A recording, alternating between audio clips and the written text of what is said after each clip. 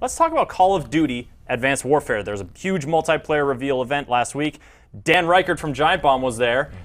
Rob Handler from GameSpot was there. I was. Jeff Gersman from Giant Bomb. I was not so on much. vacation. You were on vacation? I saw the game at E3 though, so I'm familiar. Familiar with the details. Exo jumping business. All right, well, let's talk about it because this is Call of Duty multiplayer. I think, Jeff, you probably have more Call of Duty multiplayer experience than all of us on the here combined. Dan, do you play much? Yeah, I've kind of been the Call of Duty guy for the last several years. Well, that's right, because you since. at Game Informer, you said you did the cover story for it, right? The cover story for Advanced Warfare and Ghost, and I did all the review and multiplayer trips and all that stuff. So yeah. So you guys got chops, Rob.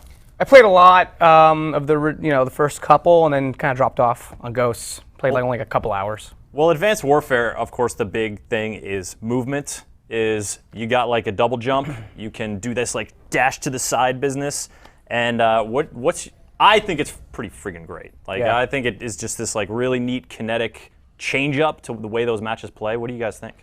I like how it had the basic stuff you can do, like the dashes, the dodges, and things like that, but you can also go into your customization and pick that extra exo ability, whether it's the mid-air hover or the boost slam thing where you punch down on the ground with that finite battery. So you basically have to pick and choose when to use that. So are the soldiers as resilient as they always have been? They just go down in a few shots? Because that's that kind of ground pound thing seems like you would just get shot out of the air over and over again. It'd have to be real fast, right? Yeah, I haven't actually seen the ground pound. I feel like it's in not action, something but you want to do when it's facing off with someone. Sure, you're not going to double jump and try to ground pound It's just going to be almost like a stealth thing, you got up behind somebody and you're check this out, bam. Yeah, Assassin's Creed thing, you're up above someone, you just jump down on them and punch. And because it's so easy to get to different levels of the map now with the double jump, the mobility is huge, and it's one of those things where it's Call of Duty has been so just staid and plain for years and years that at least they're finally making basic changes to just mobility and stuff like that could be huge. So I came away from my time with it going this could be cool. Yeah, as opposed to adding up more dogs. I mean, they kept trying to top themselves, and I felt like now they eliminated death streaks, just basic score streaks now. But going back on dashing, the coolest thing was remember one of the last matches we played, I was finally synapses in my brain were hitting. Where it was guy on a platform walking above me. How do I get to him? Jump up and then left and then shotgun the face. It was this immediate gratification where once that's in the mix, you can have some really interesting gameplay. Yeah, and it seems I think there are some people that are quick to just go oh, it looks like Titanfall. It's it does, but the exosuits it's not mobile the same way Titanfall is, and there's certainly some similarities there, but I think they're carving out their own thing. It's a different kind of mobility, right? With Titanfall, you need to you have the double jump, right? But you have to, in order to make the most of Titanfall, you're running along walls. Yeah, you're doing wall hops and all this really cool parkour stuff that I really love.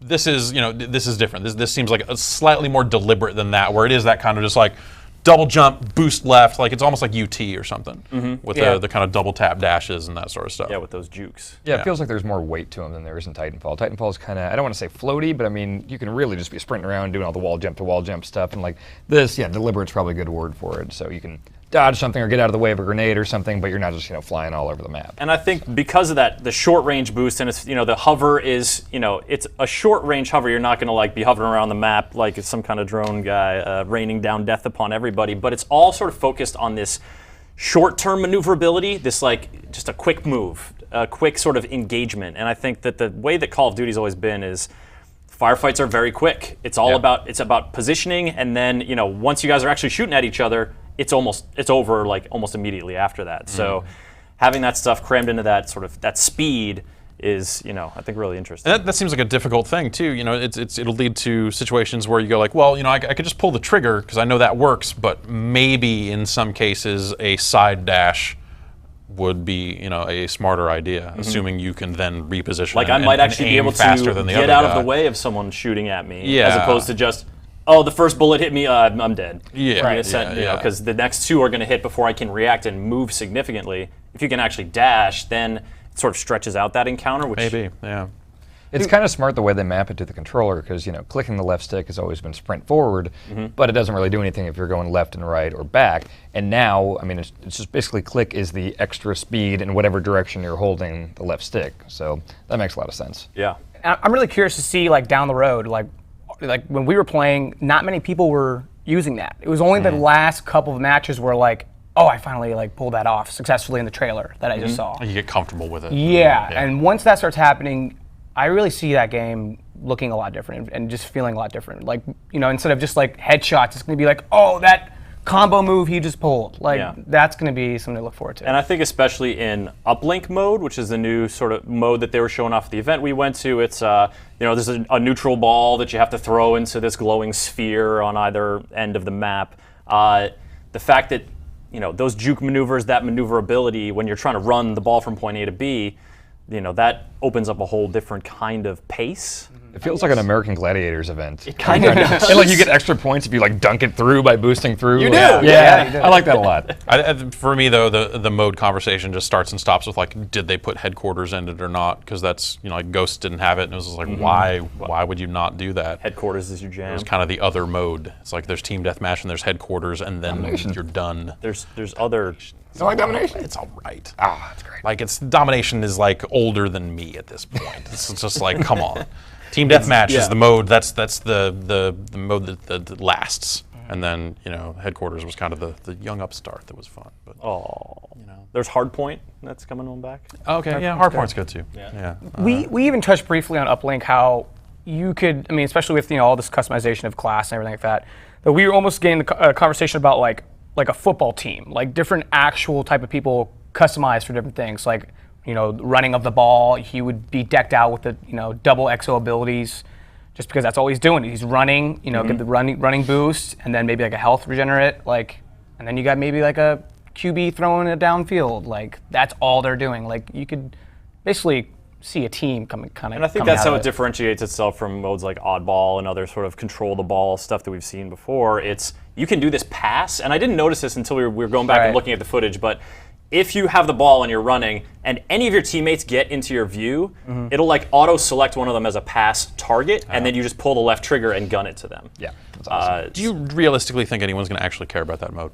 I want to do it. Yeah. I mean, beyond I want to do it and then play it for the first week. I think I feel like if you look at Call of Duty modes and you look at the player counts, we are just talking about TDM and death and domination. Oh, for sure. And that's normally what I play. Yeah, you're I can see it getting as much traction as Gun Game and some of those added one of the chamber modes that Treyarch's put in the Black Ops There's the games, one you want to play when you don't just want to go play the bread and butter. Yeah, exactly. TDM. Yeah, and it's not going to get the numbers that TDM gets or whatever, but people will play it. I think. It's one of those hard things where it's I feel there's the expectation that they need to keep coming up with new things and all this other stuff, but ultimately people are just going to play those two modes. So is this a new? The movement of Call of Duty.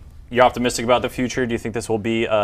Certainly, it seems like we're all welcoming it. Do you think that the consuming public buying millions of Call of Duty copies a year? I think it's really it is definitely risky on their part, because if you look at it almost feels like they've been afraid to make drastic changes to Call of Duty because it ain't broke. It's their golden goose. Yeah. If you mess with it too much, it's no longer the game that people fell in love with. And, but I think that they've reached a point now. You look at Ghosts, you look at kind of just the player numbers and stuff like that. It didn't seem like it had the staying power. They obviously need to make changes. Yeah. And personally, as someone who's just been getting more and more bored with it as the years go on, this is the most dramatic change they've made. Yeah.